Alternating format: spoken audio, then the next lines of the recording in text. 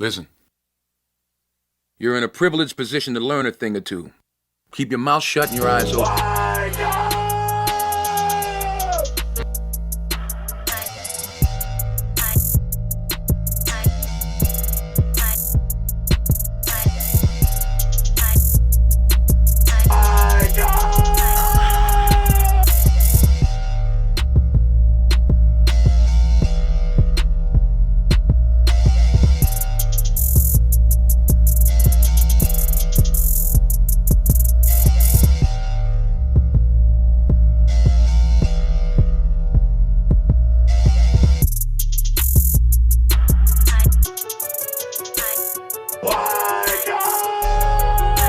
A suspected cyber attack has forced a major energy pipeline in the U.S. to shut down operations. Colonial Pipeline says it learned of the attack on Friday. The Georgia-based company temporarily suspended services in order to contain the threat. Colonial Pipeline says it transports more than 100 million gallons of fuel through 5,500 miles of pipelines spanning from Texas to New Jersey. The company says it has notified law enforcement and other federal agencies. It has also hired a third-party cybersecurity firm to investigate the attack. For more on this, now I'm joined by CBS News Homeland Security and Justice reporter Nicole Skanga. Nicole, what more can you tell us about the scope of this attack? What exactly was impacted? Yeah, well, Lana, we are still gathering details about the implications of this attack, but we know that this cyber attack has really forced the shutdown of one of the largest pipelines in the United States. It is a significant attempt to disrupt energy infrastructure within the United States. The operator of the pipeline, as you mentioned, Colonial Pipeline, said in a statement late Friday it has shut down its 5,500 miles of pipeline. And as you mentioned, that runs from the Gulf Coast all the way up to New York and feeds into several major airports on the Northeast. And, you know, it's responsible for about 45% of the East Coast fuel supply. So this is really significant.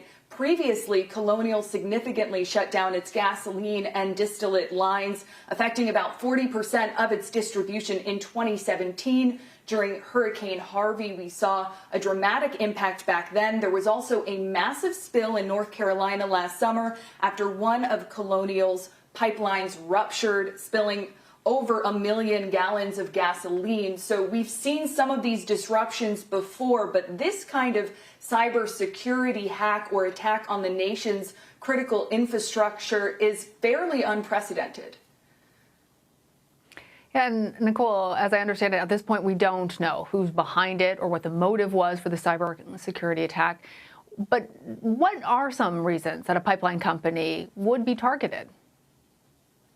Yeah, well, in its statement that it put out on Friday, Lana, Colonial said that it was the victim of a cybersecurity attack. It didn't provide many details. It did say that some of its IT operations had been severely impacted.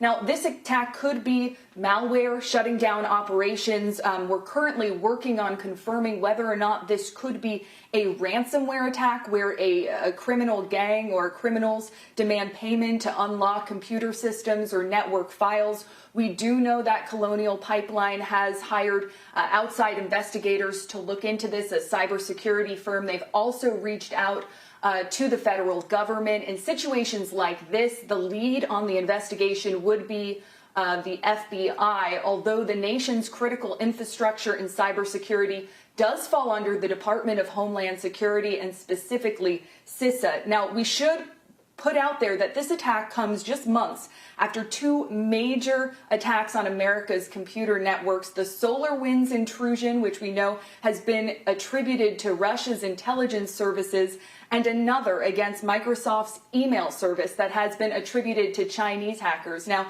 at this point, there's no indication that these attacks are related, but we know that during the most recent Microsoft Exchange hacks, cyber espionage groups dropped what's known as web shells onto some vulnerable networks throughout the United States that would create a backdoor and potentially open up vulnerabilities to critical infrastructure. So it could be a state actor behind this. We're still learning more. Cybersecurity experts tell us it's more likely that it is a criminal group.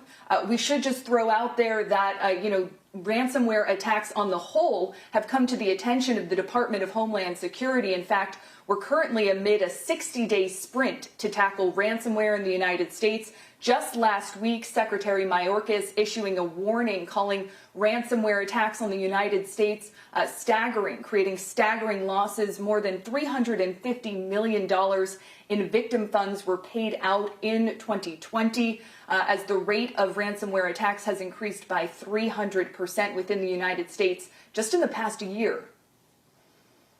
So, Nicole, you're telling us that the administration is obviously aware of the problem. They're issuing these warnings, but cybersecurity experts have previously called on the Biden administration to bolster the nation's digital infrastructure, specifically to prevent attacks like this. Has the White House taken any steps to actually address that problem so far, or are they really still issuing warnings?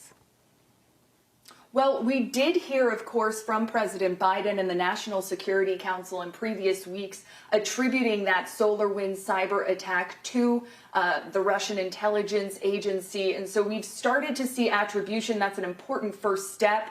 You know, we are waiting on a long-awaited cyber executive order to address some of the nation's gaps when it comes to critical infrastructure, protecting our, OT, ICS systems. Now, the White House is expected to issue that executive order in the coming days, any day now. Cybersecurity experts have also, though, called on the White House to include funding for cybersecurity in its infrastructure plan. We've heard a lot about this infrastructure rollout, but, frankly, cybersecurity professionals and experts across the United States have been clamoring for weeks for the federal government and President Biden to acknowledge what a large problem this is and include some appropriations in his plan to really shore up critical infrastructure in the United States. Just this morning, former CISA director Chris Krebs tweeting, "This is out of control." He's been one of the advocates for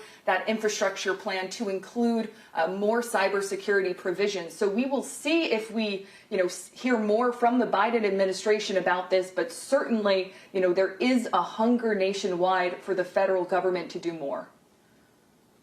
Yeah, we'll be waiting to see how they respond. All right, Nicole, thank you. Thank you. Listen.